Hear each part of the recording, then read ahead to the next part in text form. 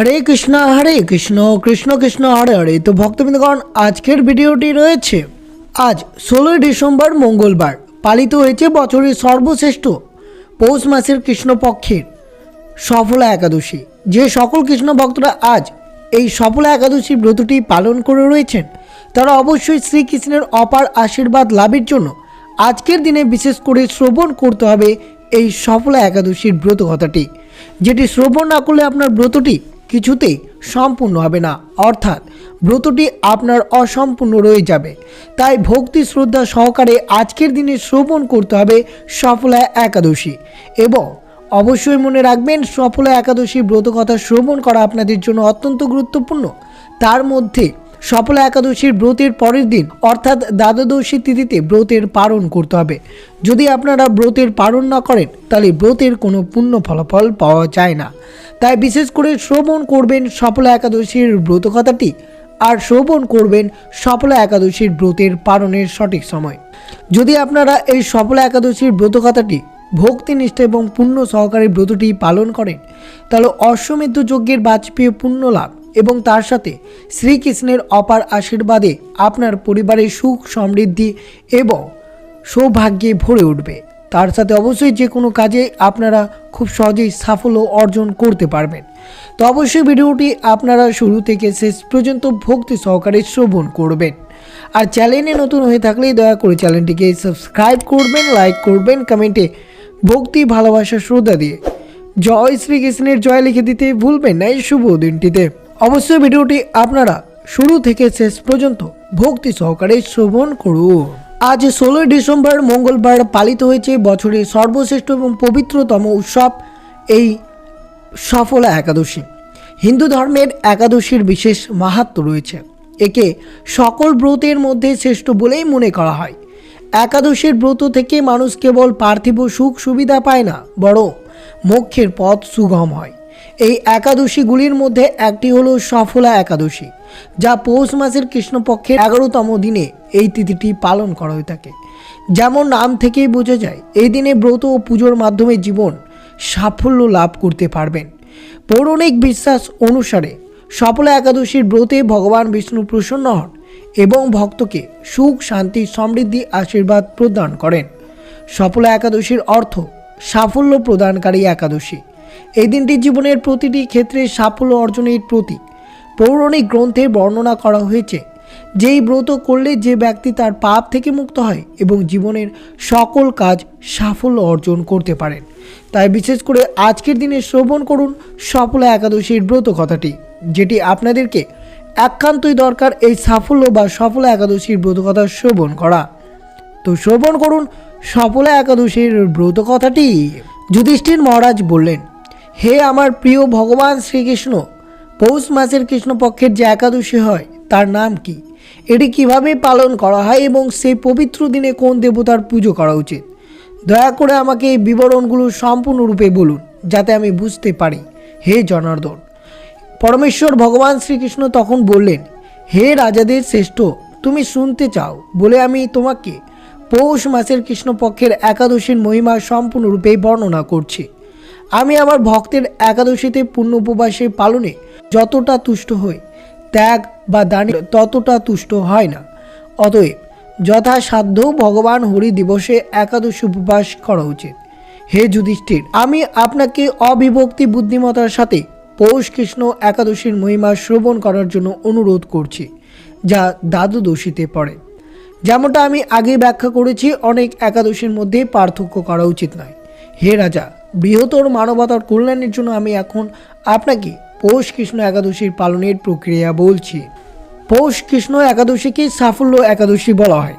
এই পবিত্র দিনে ভগবান নারায়ণের উপাসনা করা উচিত, কারণ তিনি এর শাসক দেবতা। পূর্বে বর্ণিত উপবাস পদ্ধতি অনুসরণ করে তা করা উচিত। যেমন সাপের মধ্যে শেষনাগ শ্রেষ্ঠ, পাখিদের মধ্যে গরুর শ্রেষ্ঠ, যজ্ঞের মধ্যে অশ্বমেধ যজ্ঞ শ্রেষ্ঠ, নদীগুলির মধ্যে মা গঙ্গা শ্রেষ্ঠ, দেবতাদের মধ্যে ভগবান বিষ্ণু শ্রেষ্ঠ এবং দু পায়ের প্রাণীদের মধ্যে ব্রাহ্মণরা শ্রেষ্ঠ। তেমন সমস্ত উপবাসের মধ্যে একাদশী সর্বোপরি শ্রেষ্ঠ। হে ভারতবর্ষে জন্মগ্রহণকারী রাজাদের মধ্যে শ্রেষ্ঠ। যে কেউ একাদশী কঠোরভাবে পালন করতে পারে সে আমার অত্যন্ত প্রিয় এবং সর্বত্র আমার পূজনীয় হয়ে ওঠে। এখন আমি তোমাদের বলছি, একনিষ্ঠ মনোযোগ দিয়ে শুনুন। যদি কেউ সারা রাত জেগে উপবাস করে এবং নারায়ণের মহিমা কীর্তন করে তাহলে কত পুণ্য লাভ হয়। হে রাজাদের মধ্যে শ্রেষ্ঠ, এমন কোনো যজ্ঞ বা তীর্থযাত্রা নেই যা সফলা একাদশীতে উপবাস করলে যে পুণ্য লাভ হয় তার সমান বা তার চেয়ে পুণ্য লাভ করে। এই উপবাস বিশেষ করে যদি কেউ সারা রাত জেগে বা সজাগ থাকতে পারে তাহলে বিশ্বস্ত ভক্তকে 5000 বছর ধরে তপস্যা করার সমান পুণ্য প্রদান করে। হে রাজাদের মধ্যে সিংহ, দয়া করে আমার কাছ থেকে গৌরবময় ইতিহাস শ্রবণ করো যা দিব্য একাদশীতে বিখ্যাত করেছিল। একসময় চম্পবতী নামে একটি নগর ছিল যেখানে সাধু রাজা মহিষমাতা রাজত্ব করতেন। তাদের 4 পুত্র ছিল, যাদের মধ্যে জ্যেষ্ঠ পুত্র লুম্পক সর্বদা নানা ধরনের পাপ পুণ্য কার্যকলাপে লিপ্ত থাকত। অন্যদের স্ত্রীর সাথে অবৈধভাবে খারাপ আচরণ করত, জুয়া পরিচিত পতিতাদের সাথে ক্রমাগত মেলামেশা। তার দুষ্ট কর্মকাণ্ড ধীরে ধীরে তার পিতা রাজা মহিষমাতার সম্পদ হ্রাস করে। লুম্পক অসংখ্য দেবতা, ভগবানের ক্ষমতা প্রাপ্ত সর্বজনীন সেবক এবং ব্রাহ্মণদের প্রতি অত্যন্ত সমালোচনামূলক হয়ে উঠতেন এবং প্রতিদিন তিনি বৈষ্ণবদের নিন্দা করার জন্য তার পথ থেকে সরে যেতেন। অবশেষে অনুতাপহীন নির্লজ্জ পতিত অবস্থায় দেখে তাকে বনে নির্বাসিত করেন। রাজার ভয়ে করুণাময়ী আত্মীয়রা লুম্পকের প্রতিরক্ষায় এগিয়ে আসেননি। রাজা তার পুত্রের প্রতি এতই ক্রুদ্ধ ছিলেন এবং এই লুম্পক ছিলেন এত নির্বাসনে হতবাক পতিত ও প্রত্যাখ্যাত লুম্পক মনে মনে ভাবলেন, আমার পিতা আমাকে বিদায় করেছেন, এমনকি আমার আত্মীয়রাও আপতিত আঙ্গুল তোলেন না। এখন আমি কি করব? তিনি পাপপূর্ণভাবে পরিকল্পনা করলেন এবং ভাবলেন, আমি অন্ধকারের আড়ালে শহরে ফিরে যাব এবং এর সম্পদ লুট করব। দিনের বেলা আমি বনে থাকব এবং রাতে ফিরে আসার সাথে সাথে আমি আবার শহরে যাব। এই ভেবে পাপী লুম্পক বনের অন্ধকারে প্রবেশ করল। সেই দিনে অনেক পশু হত্যা করত আর রাতে শহর থেকে সব ধরনের মূল্যবান জিনিসপত্র চুরি করত। নগরবাসী তাকে বেশ কয়েকবার ধরেছিল, কিন্তু রাজার ভয়ে তারা তাকে একা ছেড়ে দিয়েছিল। তারা মনে মনে ভাবল যে লুম্পকের পূর্ব জন্মের পুঞ্জভূত পাপী তাকে এমনভাবে কাজ করতে বাধ্য করেছিল যে তার রাজকীয় সুযোগ সুবিধা হারিয়ে ফেলেছিল এবং একজন সাধারণ স্বার্থপরের চোরের মতো এত পাপপূর্ণ আচরণ করতে শুরু করেছে। যদিও লুম্পক একজন মাংসভক্ষ, তবুও সে প্রতিদিন ফল খেত। তিনি একটি পুরনো বটবৃক্ষের নিচে বাস করতেন যা তার অজানা ছিল এবং ভগবান বাসুদেবের অত্যন্ত প্রিয় ছিল। প্রকৃতপক্ষে অনেক বনের সমস্ত গাছের উপদেবতা হিসেবে পুজো করতেন। সময়ের সাথে সাথে যখন লুম্পক অনেক পাপপূর্ণ এবং নিন্দনীয় কার্যকলাপ করেছিল তখন সাফল্য একাদশীর আগমন ঘটে। একাদশী প্রাককালে লুম্পকের বিছানায় চাদর অপ্রতুলতার কারণে তীব্র ঠান্ডার কারণে তাকে সারা রাত ঘুম ছাড়াই কাটাতে হয়েছিল। ঠান্ডা কেবল তার সমস্ত শান্তি কেড়ে নেয়নি, বরং তার জীবনও প্রায় কেড়ে নেয়। সূর্য ওঠার সাথে সাথে তার দাঁত কিরমির করছিল এবং প্রায় অজ্ঞান হয়ে গেছিল। বস্তুত একাদশী সে পুরো সকালে সে অজ্ঞান অবস্থায় ছিল এবং তার প্রায় অজ্ঞান অবস্থায় থেকে জেগে উঠতে পারেননি। যখন সফলা একাদশীর দুপুর এলো, পাপী লুম্পক অবশেষে জ্ঞান ফিরে পেল এবং সেই বটবৃক্ষে নিচের স্থান দেখে উঠে দাঁড়াতে সক্ষম হলো, কিন্তু প্রতিটি পদক্ষেপের সাথে সাথে হোঁচট খেয়ে মাটিতে পড়ে গেল। একজন খোঁড়া মানুষের মতো সে ধীরে ধীরে দ্বিধাগ্রস্তভাবে হাঁটছিল। জঙ্গলের মাঝখানে ক্ষুধা তৃষ্ণায় প্রচণ্ড কষ্ট পাচ্ছিল। লুম্পক এতটাই দুর্বল ছিল যে সারাদিন একটি প্রাণীও হত্যা করার জন্য মনোনিবেশ করতে বা শক্তি সঞ্চয় করতে পারেনি। পরিবর্তে সে নিজের ইচ্ছায় মাটিতে পড়ে থাকা ফল সংগ্রহ করতে বাধ্য হয়েছিল।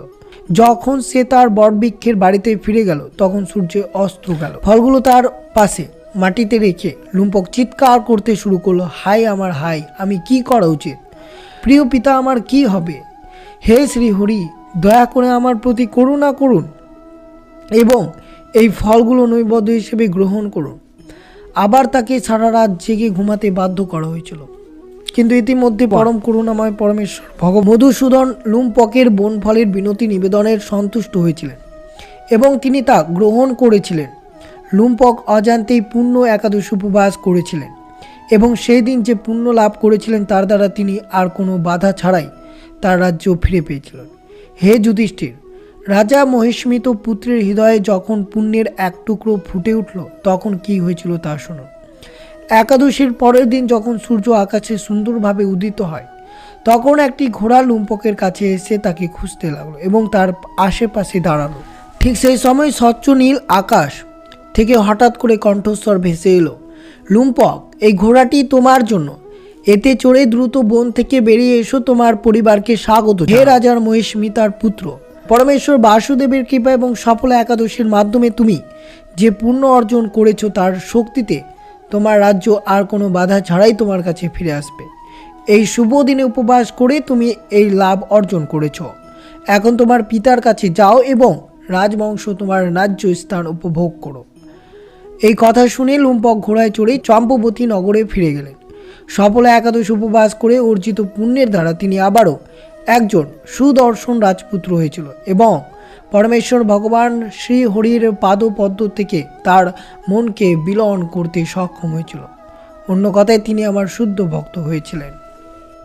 যখন একাদশী আসত তিনি পরম ভক্তির সাথে পরমেশ্বর ভগবান নারায়ণের পুজো করতেন এবং শ্রীকৃষ্ণের করুণায় তিনি একটি সুন্দর স্ত্রী এবং সুন্দর পুত্র লাভ করেন। বৃদ্ধ বয়সে লুম্পক তার পুত্রের হাতে তার রাজ্য অর্পণ করেন, ঠিক যেমন তার নিজের পিতা রাজা মহিষ্মিতা তাকে রাজ্য অর্পণ করেছিলেন। এরপর লুম্পক নিয়ন্ত্রিত মন এবং ইন্দ্রিয় দিয়ে কৃতজ্ঞতার সাথে পরমেশ্বরের সেবা করার জন্য তার একাগ্র মনোযোগ উৎসর্গ করার জন্য বনে যান। সমস্ত জাগতিক কামনা বাসনা থেকে পবিত্র হয়ে তিনি পুরাতন জড় দেহ ত্যাগ করে স্বর্গে ভগবানে ফিরে আসেন। তার আরাধ্য ভগবান শ্রীকৃষ্ণের পাদপদ্মে কাছে স্থান লাভ করেন।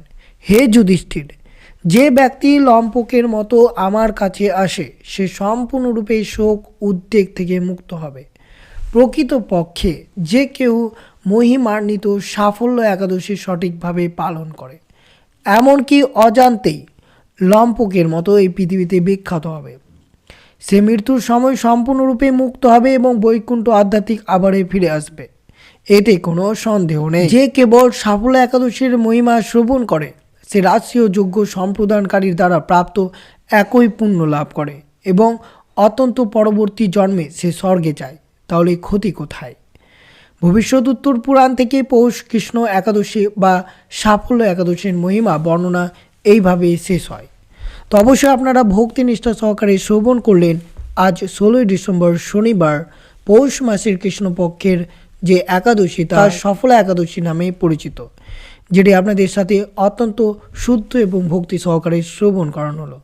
তো এই ছিল ভিডিওটি ভালো লাগলে অবশ্যই চ্যানেলটিকে সাবস্ক্রাইব করবেন, লাইক করবেন, কমেন্টে ভক্তি ভালোবাসা শ্রদ্ধা দিয়ে জয় শ্রীকৃষ্ণের জয় লিখে দিতে ভুলবেন না এই শুভ দিনটিতে। এবং ভিডিওটি আপনার আত্মীয় ভক্ত বা বন্ধুদের সাথে অবশ্যই শেয়ার করবেন। সুস্থ থাকবেন, সতর্ক থাকবেন। জয় শ্রীকৃষ্ণ, রাধে রাধে।